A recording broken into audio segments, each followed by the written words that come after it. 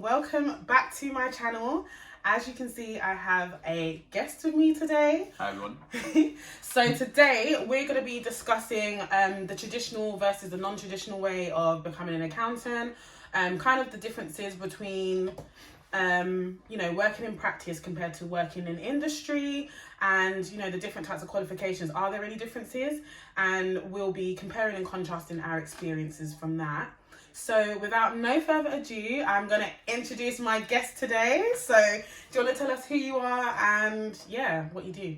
Okay, hi everyone. So my name's Nelson. I currently work as an assistant audit manager for a Big Four practice. And anything, what you want to know, like my background or? Yeah, let's know about your background. What country are you from? So my family, I'm Nigerian. Yeah.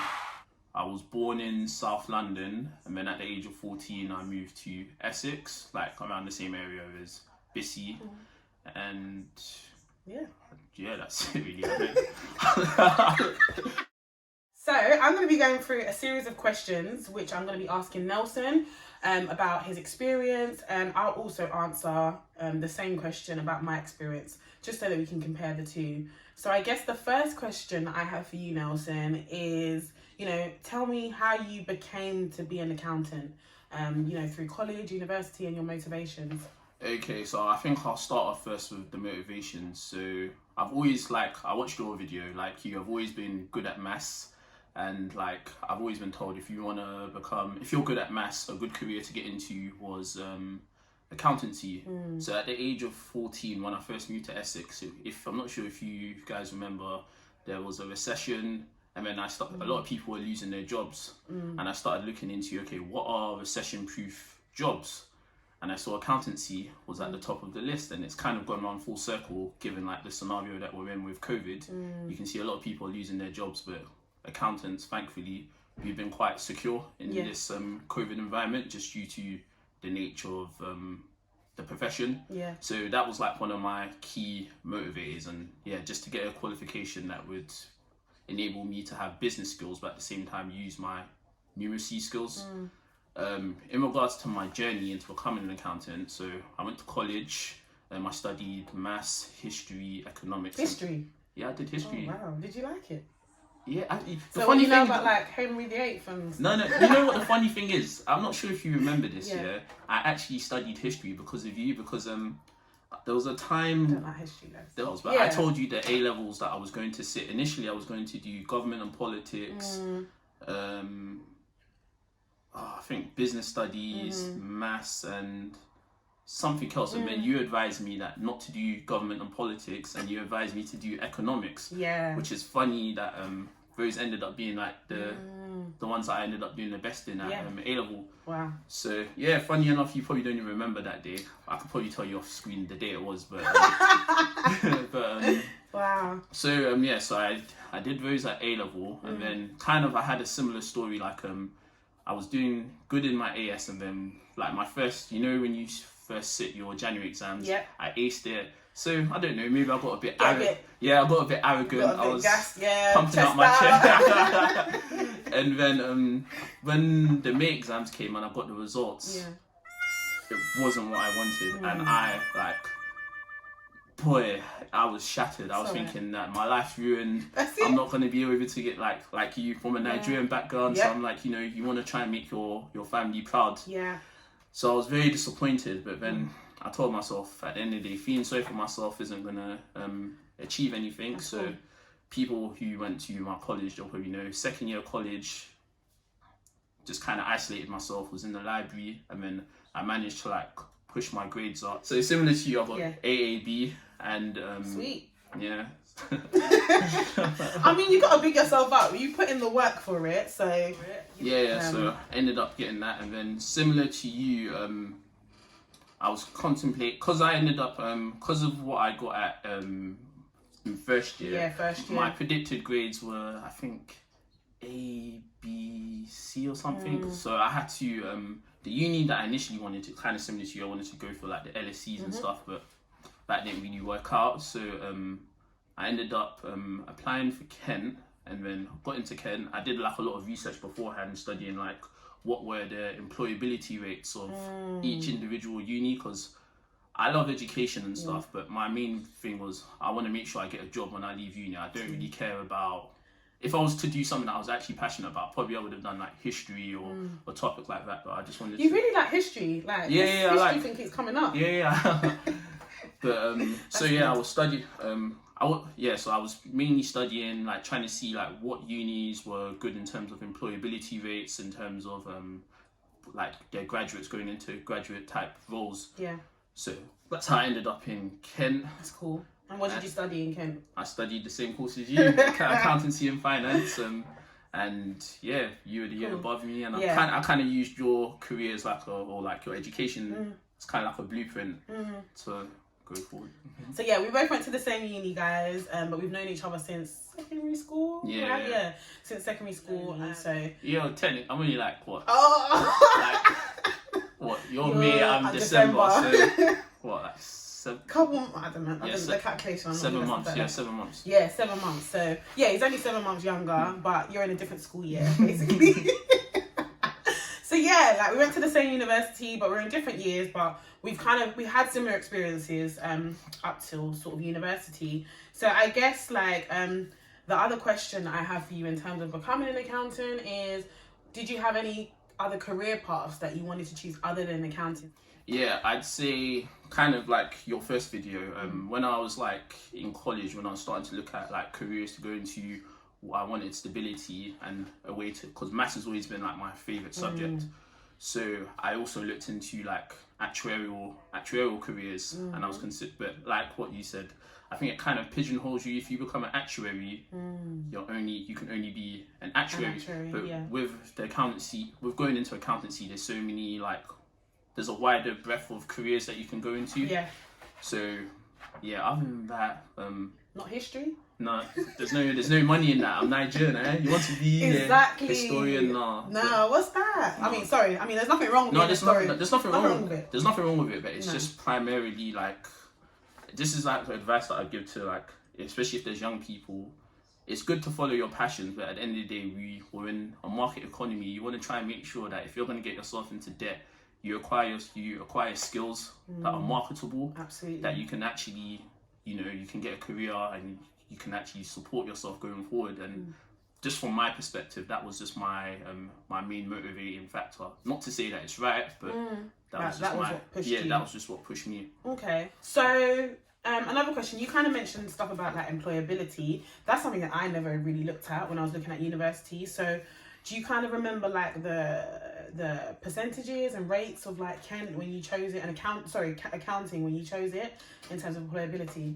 Yeah, so the good thing about Kent Uni, they had this employability website where they showed you like 6 months after graduation where their graduates from their uni ended up.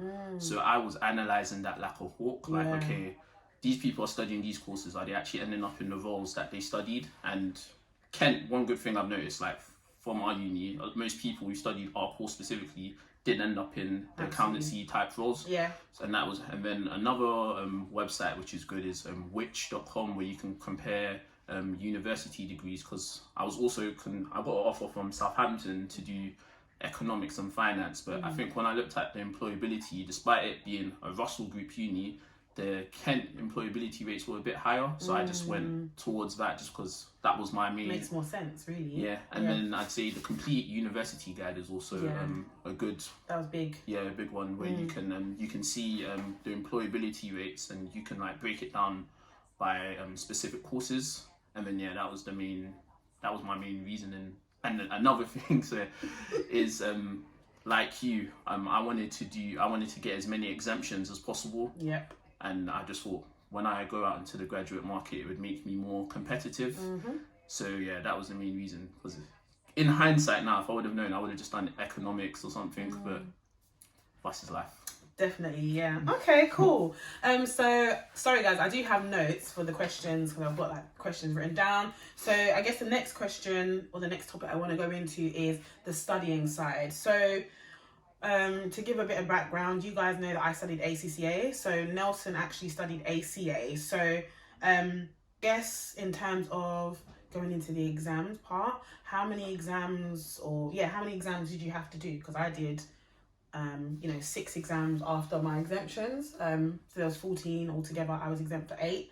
So I did 6 exams after university. How many exams did you end up doing? So altogether, I ended up doing 13. And the reason for that, so as a breakdown, with the ACA, you have to do 15. And like I said, I wanted to, the reason why I did my degree is because I wanted to make sure I get as many exemptions as possible. So at the end of my degree, I ended up with maybe, I think, 8.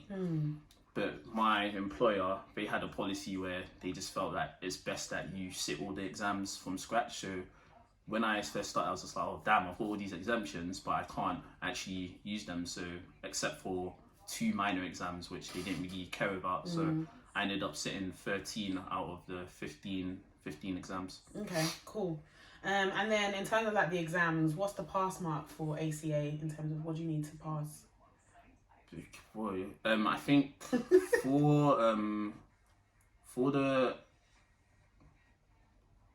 the first 12 exams, the pass mark is 55%, and then I think for the final 3, strategic, business management, corporate reporting, and case study, I think it's 50%. Okay. But that's off the top of my head. Okay. Don't quote me on that. That's fine. So that's kind of similar to ACCA. We have 13 exams now, and all of them are 50% that you need to pass. So our one's higher, yeah? Yeah, just a little bit. Yeah. But CIMA's is higher. CIMA's is like 75%. Oh, CIMA. Yeah. You can't say anything about CIMA. Sorry guys, it's very weird. I don't know why in the accountancy world there's just the thing around CIMA, ACA, ACCA. Like everyone's just trying to say, yeah, we're better, but we're all the same. Okay, we're all the same. Yeah. I think can't look down. Every specific qualification has its own pros and cons. So yes. CIMA is more towards the management accounting side. They get a lot of specialism in there. Yeah. The ACCA is more, I'd say, more internationally internationally recognized. Yeah, and then the ACA is just the gold standard, really. But the gold standard in the UK. In the UK, That's in the UK, in the UK. What's ACA? What's that? Like even when I speak to like aunties and uncles, they're like, "Oh, you're sitting your accountancy exams. Are you doing the ACCA?" That's what they always ask. Yeah, I just have to go along. Yeah, I'm doing the ACCA. Sure. Okay, so in terms of passing your exams, did you pass all your exams first time? Obviously, you know how I do. You said I shouldn't be humble. Like I'm being honest. Like okay. I passed everything first time. That's really, really good. Do you think first time passes are important? So yes and no. So like we'll probably get into this later, but I work in practice, and the policies that they have in the firms are a lot of the time they're quite, I wouldn't say brutal, but if you don't pass like the firms that I've worked for, you get 2 shots, or some maybe at max 3 shots. If you don't, 3's not bad. But that's if you're really good at your job. They might be like, okay, we don't want to fire you. But yeah. So with your first exam, they'll give you study support. They'll allow you to go off to college and you can study. But if you fail, you have to and they'll pay for your exam. But if you fail, you have to pay for your resit yourself. The study time you have to allocate for yourself, so it just becomes a lot more difficult for you to pass the exam. And then also it's just like when you want to apply for like your first job, post-qualification, there are a lot of roles that say, oh, you want all first time passes, but still I'd still recommend applying anyways, because you have nothing to lose. You have nothing to lose, but it's just something that it helps you stand up. You having all first time passes alone isn't gonna make you ascend to like, I don't know, FD or something. It's what you actually bring to the table after that. Yeah. Okay. So how best did you study for your exams? So the best way I studied for my exams was I did a lot of past paper. It's not just about what you know in terms of, having the knowledge, but it's also about being able to apply it to the questions and stuff. So I did a lot of past papers and things like that. Obviously I went to classes with Kaplan. So yeah, how best did you study? You went Kaplan? Yeah, I did. I was BPP. Oh, no. That's another thing we've got. I started off with BPP. Okay. And I found... No, don't. No, because... Not a dummy, but I felt like they watered the content down. You got a first in uni, Yeah, but... in accountancy and finance. But so I actually moved from BPP to Cap. Oh, you actually made the choice yeah. to move. Okay. Yeah, I studied one exam with BPP and I was like, nah, I'm not doing that. Cap. That makes sense. So yeah. So I got a first also, by the way. Just woo! First class, gang! So, yeah. But yeah, I mean, how best did you study for your exams? So, naturally, like, if you don't know, I'm kind of like an introvert anyway. So, in my, just, again, went to college, learnt the content, and then, like what you said, just pass exam papers. What I'd do, I'd just be in my room. I'd set, because with the ACA, a lot of the time, it's probably similar with the ACCA. You can know the content, but you've got to get out. Like in uni, you know, you'll try and get everything right. But sometimes, I think they give you, they say that 1 mark, like you have to figure out how many marks a minute is worth. Yeah. And sometimes, even if you know you've got a certain section wrong, you've just got to continue just so you can get marks in other areas. Absolutely, so the biggest part of revising, you can know the content, but you have to just make sure your exam technique is on point. And that's when the past exam papers, doing them to time is like very critical. So important. And that's what that was mainly my way of revising, like in my room alone, set the timer and then just go through it. Yeah. So that's kind of what I spoke about in my previous video. You haven't seen that video yet, it's not out yet. No, but an ACCA, I don't know about ACA, but it's very time constrained. Yeah. So literally you have to time yourself per mark to make sure that you're answering those questions and being able to gain the marks where you can within the time. Yeah. So in terms of like study leave and things like that, how many days study leave, like they give you study support where you worked. How many days study leave did you get per exam? How did that work?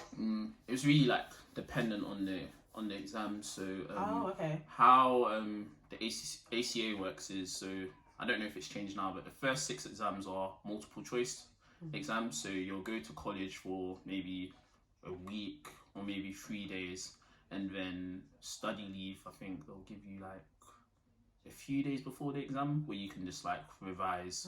Whereas for the next 6, the professional exams are written exams. So you're in college for a bit longer, maybe like a week, 2 weeks, depending on So this is time off work to go to the college, right? Where you work. So they'll fund, it's fully funded. You just go to college to learn the content, and then I think you get like, it was a few years ago now, so I can't remember off the top of my head, but maybe you'll get like a week or like a few, no, so you get time off to go to college, but you don't get time off to specifically revise. So if you wanted to, like, let's say revise a few days before your exam, you would maybe have to like try and book the time off. But as annual leave? Yeah, as annual leave, but they do allow you, but I guess because they allow you to get paid to go off to BPP to learn, it is fair in my opinion. Your opinion. Okay, that's quite interesting to be honest, because obviously we'll go into that in the next section, but I worked in industry. So working in industry, yes, they do give you, study support, but the study support is very different to, working in practice, like working for a Big 4 or whatever. So how it was with me is we didn't get college or anything like that. Like we had to work Monday to Friday, and they pay for your any type of studying you want to do. So they paid for my Kaplan classes, but I'd have to find my own time to go to those classes. So I would do weekend classes, and the weekend classes would be from like 9 to 4:30. You can do weekend classes, online classes, there's different choices out there, but I always found face-to-face interaction was much better for me. When I started with BPP, I did online live classes, so they were live, and I just felt like I was like eating dinner, I was like listening to the lecture at the same time. It just didn't work out for me, so I did weekend classes. So you don't get time off for the actual classes, but for the exams, you used to get like study leave for the exams at where I worked. So different companies I worked for, you'd get maybe 3 days study leave plus your exam day, or you'd get 2 days study leave plus your exam day, and then any other time you wanted to take. So if I wanted to take a week off for an exam, I'd take the rest off as annual leave instead. So that's kind of the difference I had sort of working in industry compared to practice. I didn't get to kind of go to like miss work and go to college. I'd still have to work and study sort of in the period and stuff. Yeah, and I feel safe, like not feel safe, but with the with the ACCA, like with ACA, you can be sitting maybe 3 exams at once. But I've noticed like with because of the way it's structured, because you lot have to do either evening classes or weekend classes. You lot can only do one exam at a time, which could kind of delay when you want to obviously qualify. I mean, but funny enough, you know, you can still sit 2 exams, so depends on how you study. So some people just self-study. I've got people that I know that self-studied all their exams, so they didn't go to classes, but you can sit sort of like 2 exams per sitting and stuff. I've done that before. I've sat 2 exams per sitting, and it's hard. I'm not gonna lie, it's very, very hard. How many sittings do you guys have for ACCA? Like ACA for a year? Sorry. So for the first 12 exams, actually, I can't even remember. I don't even remember. Okay, so for the first 6 exams, they're called the certificate exams, because they're multiple choice. You can sit them like whenever. And then for the next 6, the professional exams, they're done on a quarterly basis. So there's 4 sittings within a year. That's the same. And then at the final stage, so for the final 3 exams, it's twice a year. So it'd be in July. Is it July? July or June, and then October or November. Okay, cool. Okay, so your company paid for your study. That's cool. We know about what happens if you failed an exam. So I guess, what were the conditions after qualifying? So after qualifying at a Big 4 and things, or, you know, in practice, what were the conditions? Did you have to stay on at the company for a certain amount of years before leaving? You know, did you automatically get a pay rise from qualifying? How did that work? Yeah, so this will be like dependent on like the firm you go to, but most of the time, once you do qualify, because they want to incentivize you to stay, you'll automatically get a pay rise, because, you know, you're now a qualified accountant, so they want to incentivize you to stay, help the business grow, so you get the market rate for a newly qualified accountant. And there are conditions, so depending on the firm, it could be like you have to stay like maybe for a year or 6 months post-qualification. But if you decide that you do want to leave, then you just have to, some firms do it with all the exams that you sat within a year, you just have to pay back. Or it could be all the exams that you sat in the last 6 months. So it's really just dependent. Dependent on the firm you're in. But a lot of the time, if you're like in high demand, a lot of firms, let's say you leave practice and you want to go into like an industry firm, sometimes they'll just offer to pay it for you. Absolutely. So it's a win-win situation. That's kind of the same with me. Working in industry, same with me. One of the firms I worked for didn't have any policy for, you know, if you were to leave, you have to pay it back and stuff. So I left. You didn't have to pay back? Yeah, I didn't have to pay back nothing. It, innit? Took all their money in it. So one of my workplaces, I think I did quite a few exams. So I think it was, I racked up about 10,000 or so. And you just finessed them, like and I left. I didn't have to pay them. But that's their own fault. Like, they should have had something in place for study support and things, and they still haven't learned. I don't think they still do that. So then I moved to my next place, and I only had 2 exams left to do with them, and they did have a clause in theirs, and theirs is sort of the same thing, you know. They had it in breakdown, so you kind of had to stay for 2 years post-qualification for them to drop off your whole amount and stuff. But if you left within a year, you pay back 50%. If you left within 18 months, you pay back 25% or whatever. So I left within a year, so I had to pay back 50% of like my exams and things like that I did. But because I only did 2 exams with them, it was fine. They took it off my pay. But again, another employer could also offer to, wherever you move to, another employer could also offer to just cover that and pay for that. I don't think I mentioned it.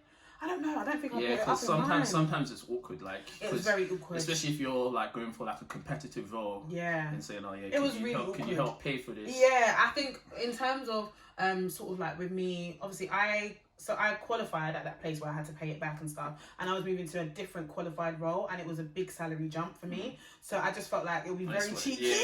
Yeah. So yeah, I think that comes to the end of my studying part, which is good.